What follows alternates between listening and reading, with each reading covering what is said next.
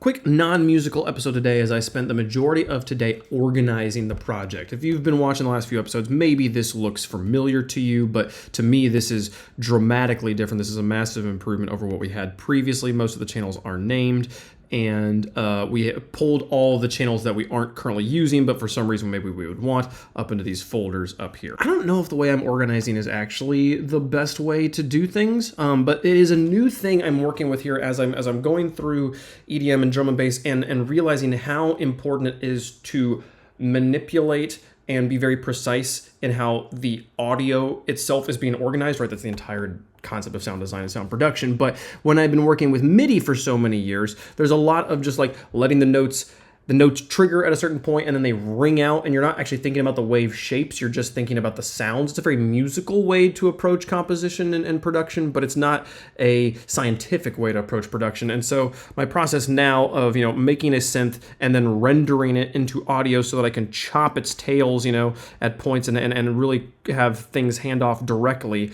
is a new process for me. And I don't know the best way to deal with, like, I've got a sound and I want to put these effects on it, and then I want to bounce it, and then I want to chop that up. And now what do I do with that original channel, right? If I ever want to change the sound, I need to go back into that channel that has the MIDI and the effects and adjust it there, right? And then rebounce it. But it's so messy to keep them all right next to each other. So what I did today was I made a MIDI yard. Well, I think the MIDI yard already existed, but I used the MIDI yard and filled it up more, and I made an audio yard as well for the audio channels I wasn't using, and try to name them in ways that I would remember what they are. So like down here we have the dig it down bass, and we have the dig it down verb up here, which does it even have any audio on it? Yeah, over here it does.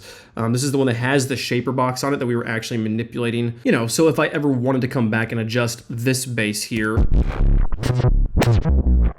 I would have to come back up to this channel, use this shaper box, and it would be all basically set up the exact same way it was previously, and I could make as close to a one-to-one in sound, but with different musical decisions, because I still have this channel. If I get rid of this channel, I risk forgetting that I had this at a specific spot, or that I had an EQ on it or something like that. So deleting them seems like a bad idea, but keeping them all up here also is a bit tedious.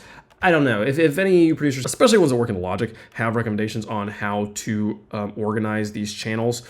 And that would be, I'd appreciate that. But yeah, getting these set up here and then kind of organizing things by musical idea. We start with high synths and then go into percussion here, and then basses, and then Vox. For the first time ever, I have multiple channels of vocal samples and stuff to deal with, and then down this is all the various effects, including a few things I'm not using, and the piano patch that I put on pretty much everything at this point, so I can always kind of practice piano as well as use it for ideating things. It's just an easy channel to have there. I put a few musical ideas in, but I'll probably cover those tomorrow. Let's keep this a video specific on organization, folks. If you got tips on organization, let me know. Otherwise, if you didn't know anything about organizing, maybe this helps.